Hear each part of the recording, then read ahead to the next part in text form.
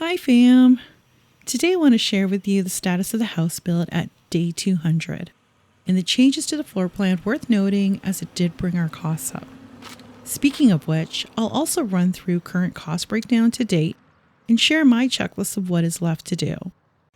Day 200 means we are just over 6 months since we started the build, which also means we're only a month and a half away from occupancy date. And yet there is still so much to do. So why don't we just get at it? I'm Sammy and welcome to my channel where I share with you my journey as a noob homesteader in Southeast Ontario in Canada.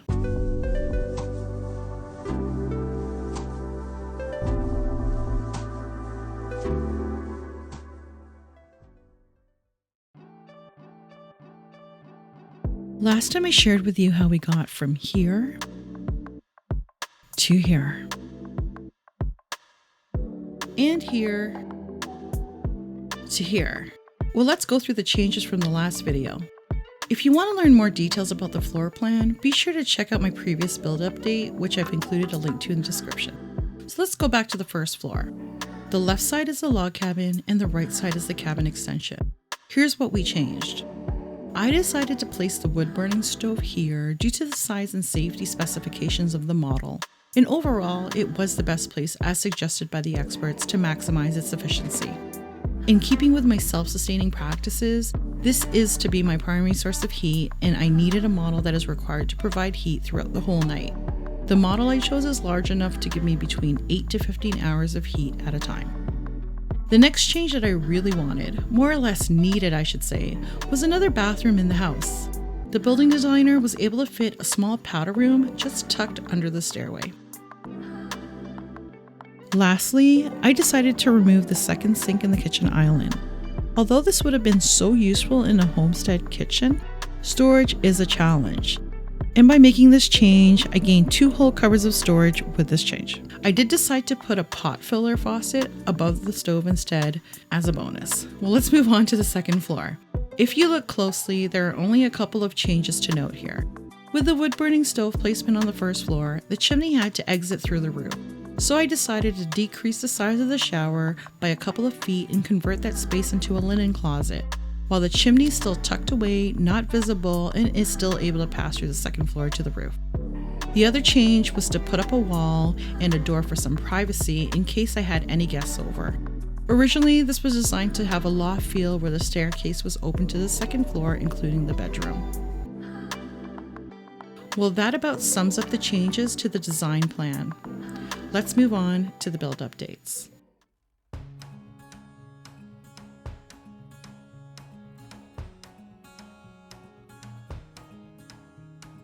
Since the day 100 update, the crew and most contractors were off for about a couple of weeks during the holidays. But as soon as they came back, they all got the ball rolling right away and really fast.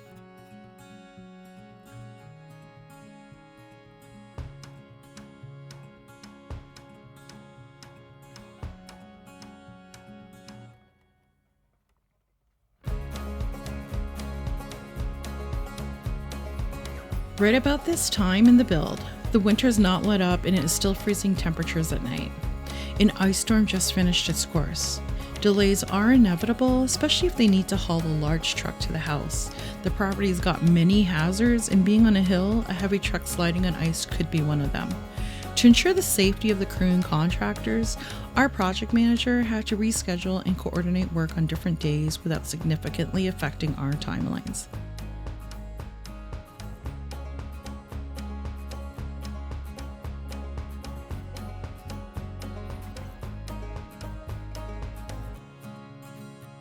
The drywall stage is one of the longer tasks as it requires different phases, including drying time in between, not to mention the cleaning that has to be done between these phases to ensure a great job. From the get-go, I had decided to pick and choose installs and DIY projects that I wanted to complete in the house myself or with the help of my friends and family. With the costs adding up minute by minute, this was the obvious choice. Most of these projects will be my first time attempting to accomplish such tasks. My goal here is to share these experiences with you and hopefully we could learn how to complete these tasks together. The one thing that I can say is that I had no hesitation taking on staining and painting.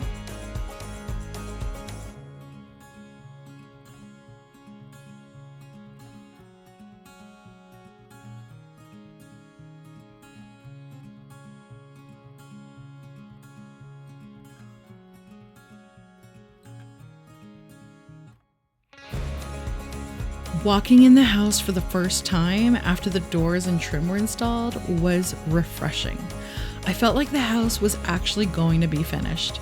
I had gotten used to seeing the framing, that the brightness of the walls changed a mood as soon as you walked in. I was so excited. I started to get the painting supplies out to start painting the door and the trim. I did stop, but the plan is that we would paint those the same color as the walls as well as the baseboards once they're installed. But the painting of these things, they're scheduled to be done after I plan on moving in.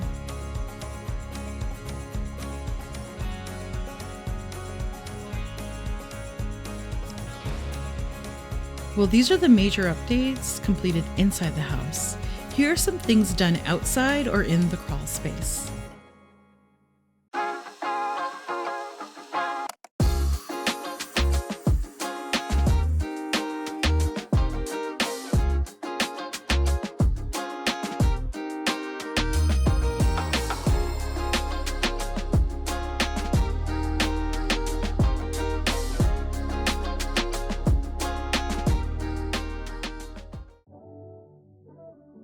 One of the easiest projects to save on costs was to be the cleaner.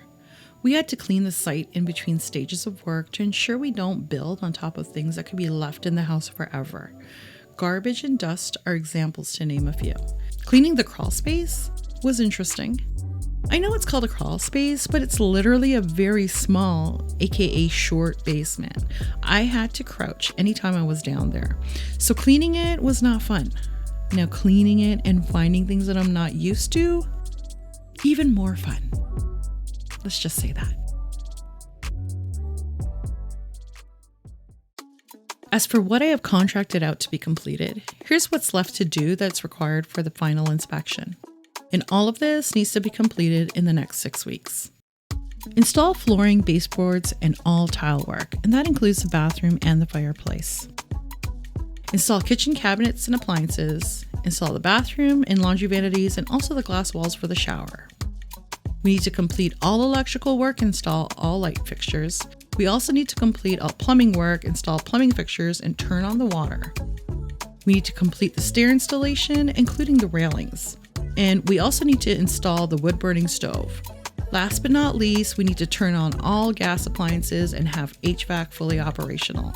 What I don't have on this list, but is crucial and important, is to complete the final inspection. Like I said, only 6 weeks to my move-in date. I'm going to continue to capture all progress and share with you each month. In the meantime, I continue to go shopping. I looked everywhere and anywhere, online and in person, for the right products at the right price. Being in Southeast Ontario, I'm quite close to the US border, so I'm able to source some of the products there also. For everything else, I shop online. I go in store where needed to see and feel things in person.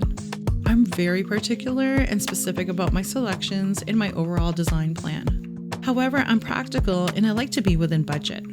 For some things, I have relied on choosing inexpensive yet quality items to get by for the sake of making the project timelines.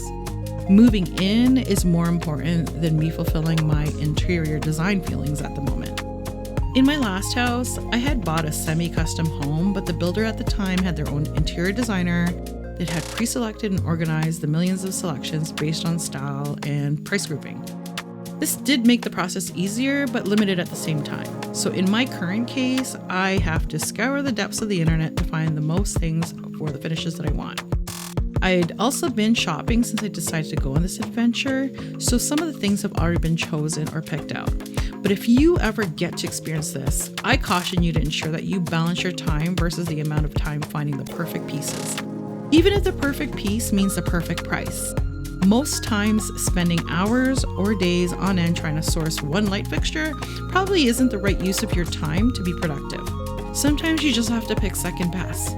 The next build update will most likely show you most of these finishes that I picked. I'll share with you some of my design preferences, and I did find some really cool finds along the way, so I will share where I sourced some of those selections in upcoming videos. Speaking of prices, the last time I went through the cost breakdown was up to day 100. As you can see, we spent a total of $237,000. Now I'll be going through the additional costs incurred since then and the key categories representing each line item. The totals are in Canadian dollars and are before any applicable taxes.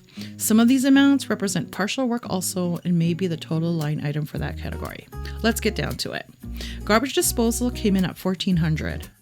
Portable toilet came in at $980. Reframing due to the changes made to the design plan came in at $18,000.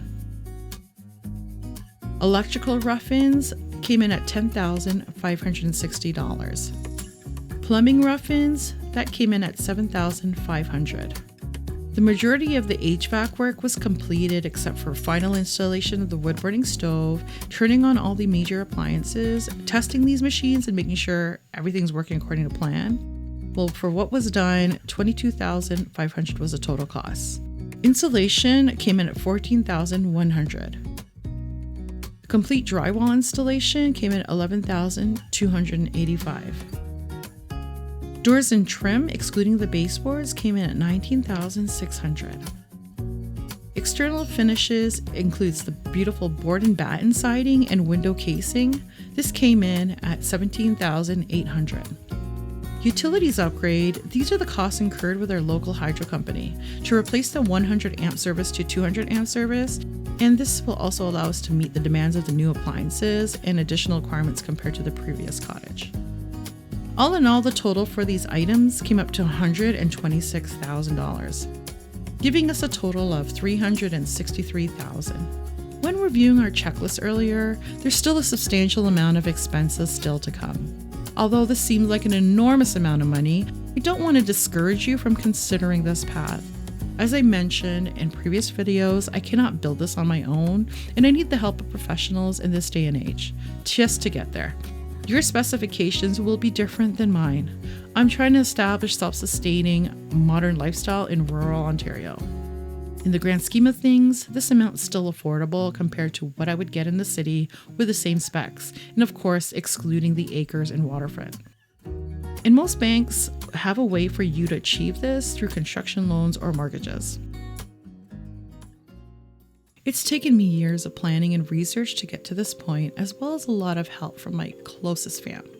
If you are interested in knowing more about this process, leave a comment or send me a message, and I'd love to post this information in the future. Well, fam, if you made it this far, I'd like to thank you for taking interest in my journey. If you haven't already, please like and subscribe and get notified of the next video. Again, fam, thanks for joining us today, and bye for now.